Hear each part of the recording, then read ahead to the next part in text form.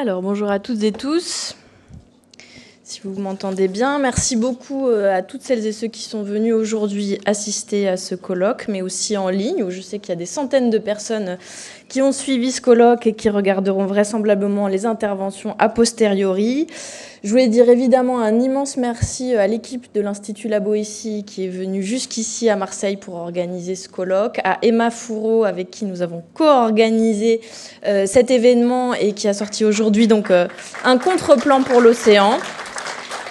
Du fait de son travail au Parlement européen, merci à tous les militants marseillais qui nous ont aidés et puis évidemment à tous les intervenants et intervenantes qui ont fait, je crois, de cette journée une journée très riche où on a exploré beaucoup d'enjeux, ça paraît même très vaste. On se dit qu'on aurait pu faire 8 colloques en saucissonnant les différents sujets dont on a parlé.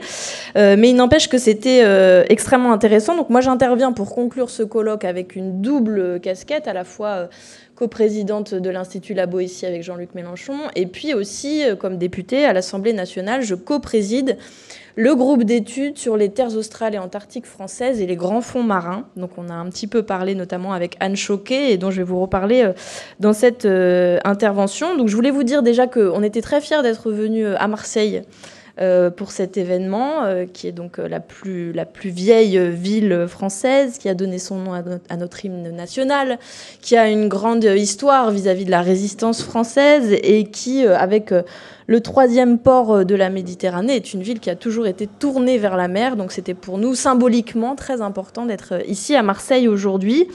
Il y a des aspects moins positifs. C'est aussi le port le plus pollué de France, avec les quartiers nord notamment qui suffoquent sous le poids des particules fines, des bateaux de croisière, des plages qui sont directement menacées par la montée des eaux, des déchets plastiques qui sont aujourd'hui les voisins des récifs coralliens. Et puis aussi, évidemment, Marseille comme sentinelle tournée vers la Méditerranée qui, de fait, aujourd'hui est devenue un vaste cimetière avec un nombre extrêmement important de personnes qui y sont mortes et qui continuent d'y mourir sous l'inaction des pouvoirs publics. Donc, symboliquement, c'était important pour nous d'être à Marseille aujourd'hui, et je remercie évidemment Manuel Bompard et Sébastien Delogu qui nous y accueillent et qui nous ont aidés pour cet événement. Vous pouvez les applaudir. Alors j'en reviens aux enseignements d'aujourd'hui. J'interviens aussi comme coordinatrice du programme L'Avenir en commun, dans lequel la mer a toujours été un enjeu absolument fondamental de nos réflexions dans ce programme. Et aujourd'hui, le but était, comme tout ce qu'on fait avec l'Institut La Boétie, de faire dialoguer monde politique, monde universitaire, les savoirs qui doivent irriguer politiquement ce qu'on doit faire de la mer comme enjeu pour l'insoumission de manière générale, alors même qu'elle est très souvent reléguée au second plan ou ignorée par celles et ceux qui ont des intérêts, notamment économiques, à sa destruction. Et donc, le but de cet événement, c'était de rendre à la mer une dimension intrinsèquement politique et de voir comment s'en saisir comme enjeu. Je commencerai par dire que, évidemment, par rappeler ce qui a déjà été rappelé par des intervenants, mais que la France est une nation maritime de premier plan et que le peuple français, de manière générale, entretient un lien intime avec la mer et que ça nous connecte aussi au peuple humain mondial. On est le 2e espace maritime mondial, 11 millions de kilomètres carrés, ça a été dit. Ça représente 7% des zones économiques exclusives du monde, donc les fameuses ZEE, alors que la France terrestre, c'est 0,45% de la superficie planétaire. Donc, vous voyez qu'on a un lien à la mer, ne serait-ce que géographique, qui est très important. Un lien aussi parce que nous sommes présents dans tous les océans du monde, du fait des territoires dits ultramarins, héritage de la colonisation, héritage donc que nous devons continuer de transformer, mais c'est important de le dire. Et je voulais juste vous faire une énumération qui est quand même impressionnante sur notre place dans tous ces océans, puisque Guadeloupe, Guyane, Martinique, Saint-Barthélemy, Saint-Martin, Saint-Pierre et Miquelon sont dans l'océan donc Atlantique. Mayotte, La Réunion, les îles Éparses, l'archipel Kerguelen, l'archipel Crozet sont dans l'océan Indien. L'île de Clipperton, la Polynésie française, la Nouvelle-Calédonie, Wallis et Futuna sont aux 2 entrées de l'océan Pacifique. La Terre Adélie côtière de l'océan austral, et puis en Arctique, même si la France n'a pas d'intérêts territoriaux directement, elle y a une grande présence scientifique, puisque nous sommes une nation polaire extrêmement importante, j'y reviendrai. Donc, grâce à elle, nous sommes une nation maritime, mais aussi ça nous confère évidemment une immense responsabilité, notamment du fait de la richesse en matière de biodiversité qui s'y trouve. 20% des atolls du monde, 10% des récifs coralliens sont français, et 10% des espèces marines mondiales se trouvent dans les eaux ultramarines françaises. Donc évidemment une responsabilité importante avec des territoires dits ultramarins qui sont aux avant-gardes de la protection et de la planification pour les années à venir. En Kanaki, Nouvelle-Calédonie, par exemple, où on trouve la deuxième plus grande barrière de corail du monde, il y a eu l'année dernière un moratoire qui a été adopté pour interdire l'exploration, l'exploitation des abysses de cet archipel pour une durée de 50 ans. Et donc c'est aussi une démonstration du fait que le droit des peuples à disposer d'eux-mêmes passe et devra passer par la protection des biens communs que sont ces richesses en matière de biodiversité. C'est aussi dans notre rapport au peuple humain mondial, la France est une nation créolisée, mais notamment par l'importance de la mer dans notre histoire. Je vais prendre les mots d'Édouard Glissant qui le dit bien mieux que moi, qui a dit « La mer Caraïbe est une mer qui diffracte et porte à l'émoi de la diversité. Non seulement est-ce une mer de transit et de passage, c'est aussi une mer de rencontre et d'implication. » Et ça a été évoqué en filigrane dans les différentes tables rondes. La mer, les océans sont une partie de nos identités multiples, un lieu où les gens se rencontrent et un lieu où la France peut parler au reste du monde. Un lieu aussi avec des enjeux dramatiques, puisque concrètement, la survie de l'humanité tout entière en dépend. Et donc là, je reviens sur un peu de politique nationale et notamment la responsabilité de Macron dans ce qui a été fait ou n'a pas été fait, principalement n'a pas été fait dans les dernières années pour se saisir pleinement de ce que le changement climatique nous oblige à faire dans les années prochaines. Aujourd'hui, on a un gouvernement donc, qui est celui de Bayrou, illégitime comme vous le savez, qui n'a même pas daigné nommer un secrétaire d'État à la mer, comme c'était pourtant le cas depuis extrêmement longtemps, et ce alors même qu'on reviendra dans quelques mois dans le sud de la France, à Nice, pour l'UNOC, donc le fameux sommet des océans qui est accueilli par la France cette année. Donc on n'a même pas de ministre responsable de ces sujets-là. Cela dit, vu ce qu'ont fait les précédents, peut-être que c'est pas si mal, puisque donc Barnier, lui, il avait nommé quelqu'un qui était un fervent opposant à tout ce qui est quota de pêche pour réguler ce qui est pêché dans les eaux profondes. Attal, lui, a maintenu en place un responsable politique qui était très favorable à des méthodes de pêche très destructrices. Mais donc tout ça n'est pas vraiment étonnant puisque Macron, en matière de politique écologique, est quand même un spécialiste de l'hypocrisie avec des grandes annonces qui ne sont jamais suivies de décisions politiques. Il a fait de grandes annonces, en effet, pendant son quinquennat. Il nous avait promis un GIEC de l'océan, il nous avait promis la création de nouvelles aires marines protégées. Et à ce stade de mon exposé, je veux revenir sur des choses qui ont été dites précédemment, notamment par monsieur Beuret, avec lesquelles je suis parfois d'accord et parfois en radical désaccord, puisque vous avez dit, les moyens de réguler dans les AMP, c'est la participation citoyenne, enfin la façon dont on l'entrevoit, c'est la participation citoyenne, la question des moyens ou la question des sanctions, et qu'il y aurait différentes analyses du problème qui nous est posé avec les aires marines protégées. À mon sens, en réalité, c'est les trois. C'est les trois moyens. Et est-ce que protéger, c'est interdire ? La réponse peut être oui. La question, c'est à qui on interdit ? Dans quelle temporalité et comment est effectuée la concertation et la participation.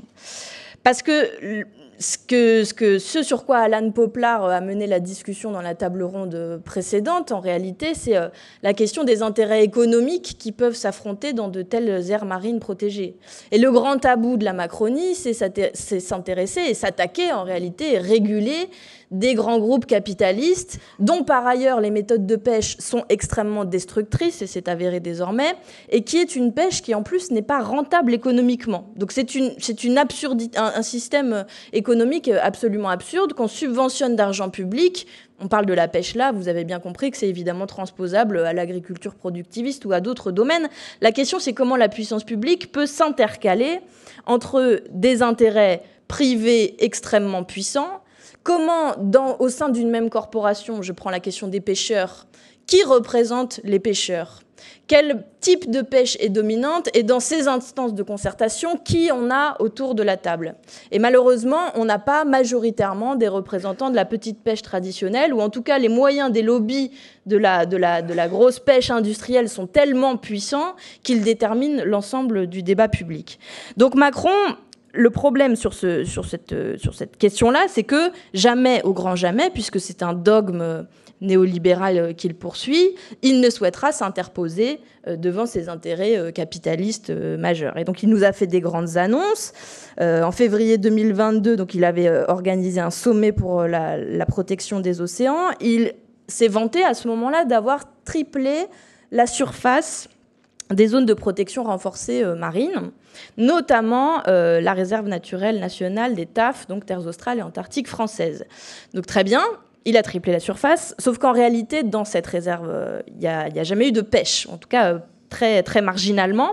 Et donc, la France d'Emmanuel Macron protège de la surexploitation des zones qui majoritairement ne sont pas surexploitées, et affiche un bilan géographique extrêmement glorieux, etc. Donc une hypocrisie totale, avec une farce en termes d'annonce politique qui est rejouée en boucle depuis maintenant 7 ans sur les aires marines protégées. Je sais que Emma en a dit un mot ce matin.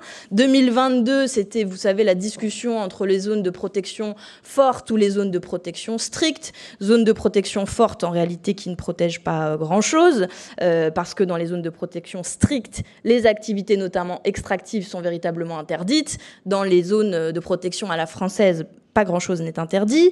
2024, on a les macronistes qui ont mené une coalition, notamment contre le Royaume-Uni, au niveau européen, pour l'empêcher d'interdire le chalutage dans ces eaux protégées. 2025, Agnès Pannier-Runacher qui s'est opposée à une interdiction généralisée des activités destructrices dans ces zones. Et puis Macron à la télévision cette semaine, 1 minute 30, 2 minutes d'écologie sur 3h30 de débat interminable pour nous dire sur les aires marines protégées que ce serait dû au cas par cas. Et donc on a un problème quand même de lisibilité, de mise en place véritable de ces zones qui sont nécessaires à la fois pour la ressource, la biodiversité, qui sont nécessaires et qui peuvent même être un point d'appui pour mettre un coup d'arrêt à un système de prédation du privé aujourd'hui qui est totalement dérégulé. Ça ne s'arrête pas là, puisque il y a ces intérêts économiques, mais la mer, en plus de poser des questions en termes d'exploitation productiviste, est quand même aussi un horizon, notamment en termes de connaissances, un horizon en termes de progrès scientifique, de progrès humain de manière générale. Par exemple, je ne sais pas si vous avez vu cette annonce qui date d'il y a très peu de temps, 2-3 semaines, des travaux du CNRS, de l'UNESCO, qui ont montré qu'il y avait des super coraux capables de résister aux canicules marine. Bref, le besoin de la recherche pour notamment développer tout ce qui va être possible de faire pour lutter contre le changement climatique, parce qu'aujourd'hui, la mortalité corallienne, c'est 44% des espèces qui sont directement menacées d'extinction. Donc, des découvertes potentielles qui sont un gisement de savoir et de progrès humain absolument majeur. Mais au lieu de ça, et là aussi, le privé s'intercale. On a pu voir comment, par exemple, en Antarctique, les scientifiques sont dans une discussion importante pour savoir est-ce qu'on va sur des bateaux privés qui font du tourisme, voire du surtourisme, pour continuer à faire de la recherche. Mais le problème se pose de la même façon partout. Un des intervenants précédents a parlé de la situation de l'Ifremer.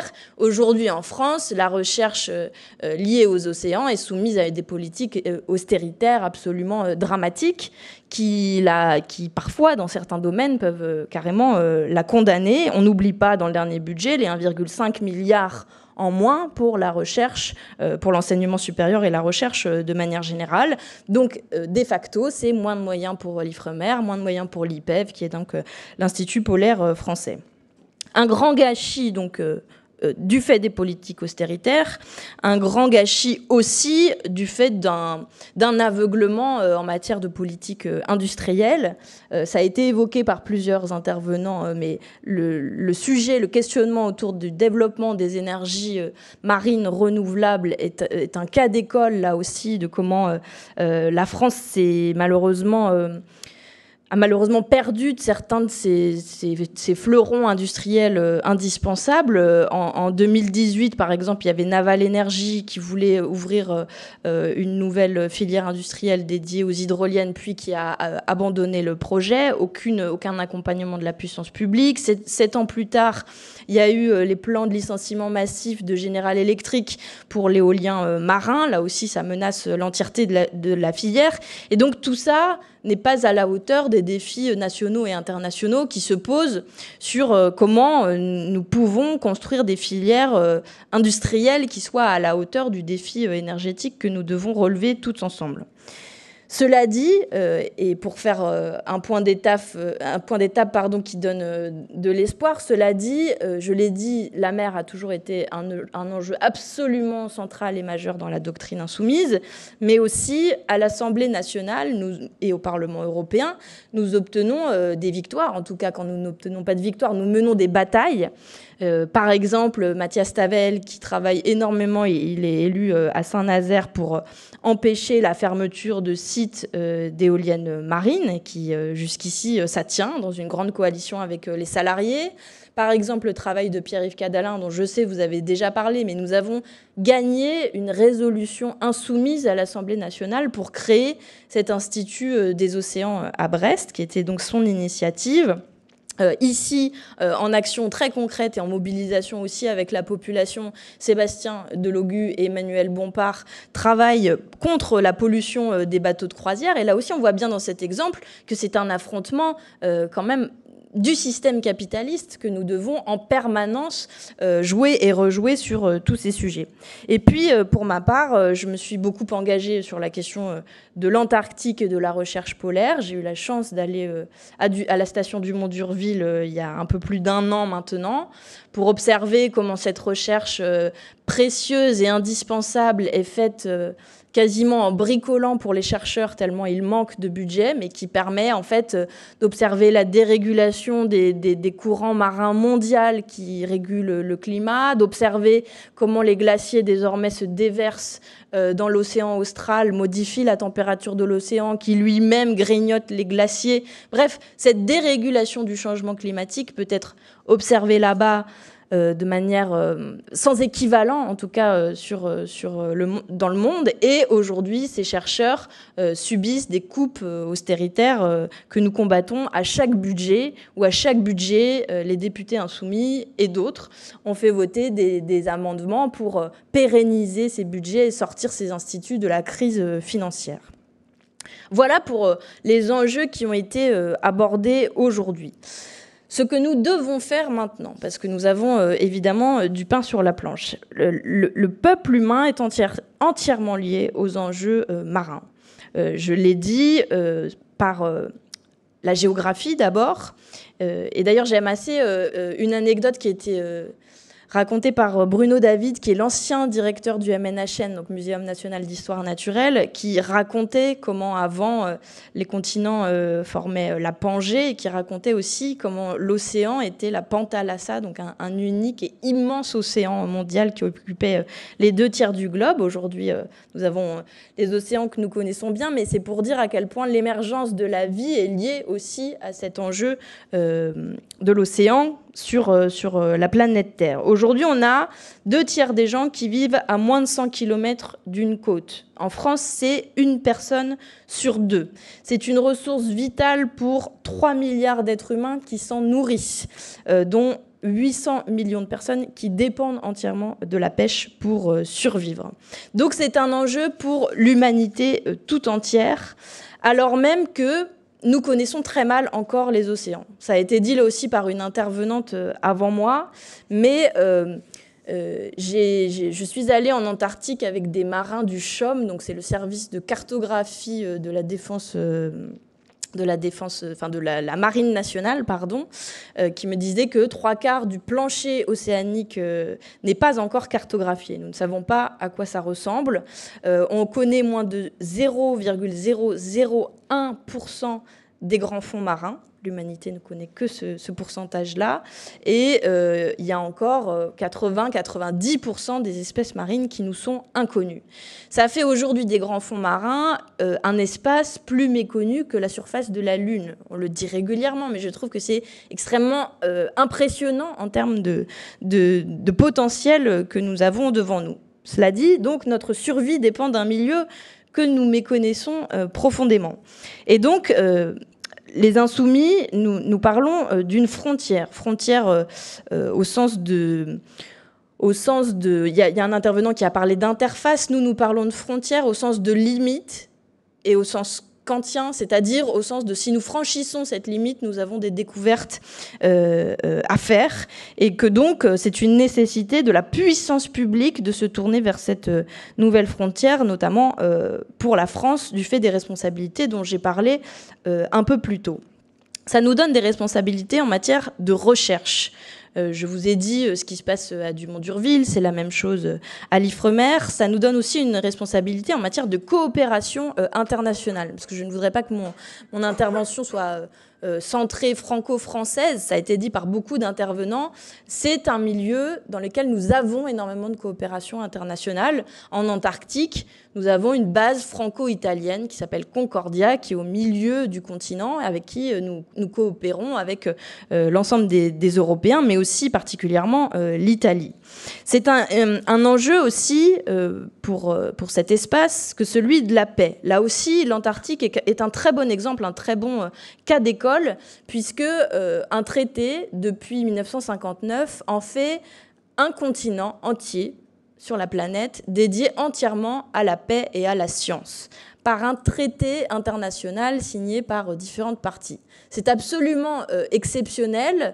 Quand nous échinons à parler de biens communs, ça a été réglementé à l'international, et c'est aussi porteur d'espoir sur ce qu'on pourrait faire pour mettre des limites, là aussi, au capitalisme vorace à l'autre bout de la planète, c'est-à-dire au pôle Nord, en Arctique. Il y a déjà des précédents, des modèles de coopération internationale qui ont permis de réguler notamment les activités les plus destructrices et extractives. Et on est à un moment où, évidemment, la Méditerranée est un cimetière à ciel ouvert. Trump dit qu'il veut annexer le Groenland.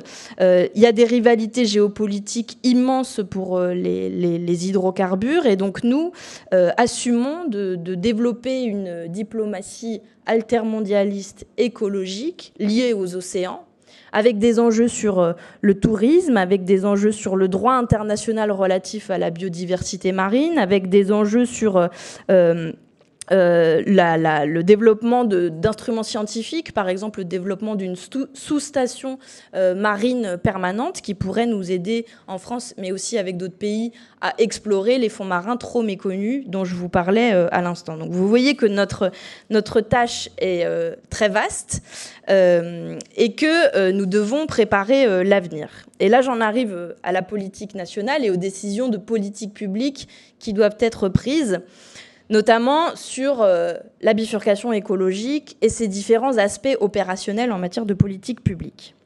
Vous le savez, sur Terre, nous parlons de règles vertes, c'est-à-dire ne pas prélever à la nature plus que ce qu'elle ne peut reconstituer, ne pas produire plus de déchets que ce qu'elle ne peut absorber. Pour l'océan, nous parlons de règles bleues, c'est le même principe qui est transcrit du point de vue des océans. Et c'est là que se situe la rupture fondamentale à opérer dans les modes de production, dans les modes de consommation, dans les modes d'échange qui structurent aujourd'hui le système capitaliste, système économique dominant. Et une question très juste a été posée au fil de la journée, c'est la question de pourquoi faire. Quand nous parlons de régulation internationale, quand nous parlons de nous opposer au privé, nous pensons que la question qui doit dominer derrière ça, c'est quels sont les besoins ? Quels sont nos besoins vis-à-vis de l'océan? Quels sont les besoins des populations en général qui sont liés à l'océan? Et ça nécessite une planification dans beaucoup de domaines. L'industrie, l'énergie, la recherche, la formation, ça a été évoqué au fil de la journée. Ça nécessite de planifier filière par filière, donc dans la question de la filière énergétique, la question de l'énergie en mer, la question industrielle, la question de la pêche, évidemment. Et ça peut nous procurer des opportunités absolument extraordinaires. Par exemple, on estime que la mer pourrait être créatrice pour la France d'1 million d'emplois supplémentaires.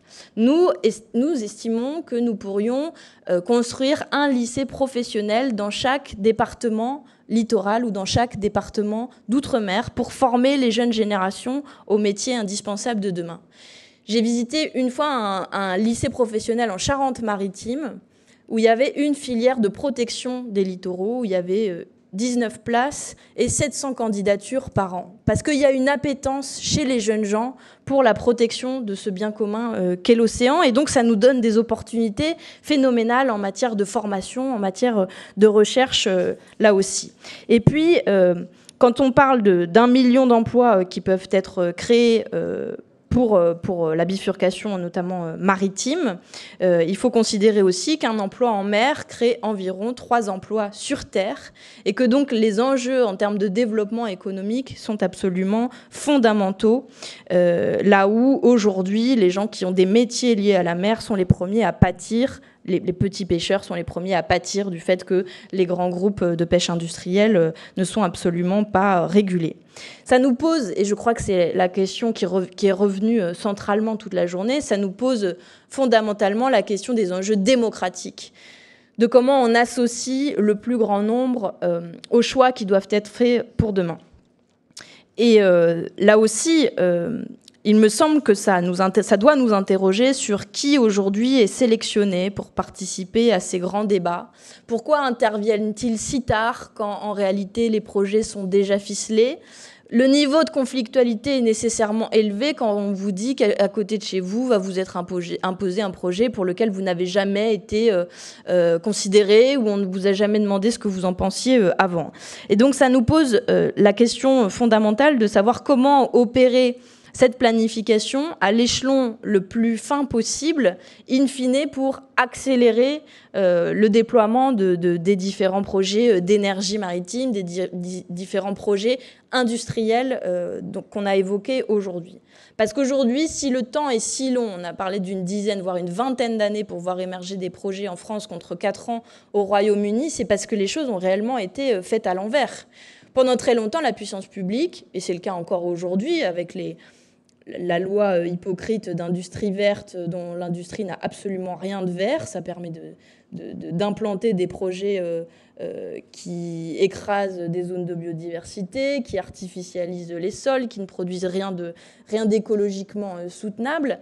Pendant très longtemps, on a laissé faire les promoteurs privés, par exemple en termes d'énergie. C'est considéré comme un marché en Macronie. Et donc les promoteurs privés venaient ici, s'affrontaient les uns les autres. Le plus offrant ou celui qui faisait le prix le plus bas pouvait s'implanter au mépris total d'un projet citoyen conçu avec les gens, dans lequel ils pourraient trouver aussi des façons de s'approvisionner, eux, en énergie à proximité de chez eux.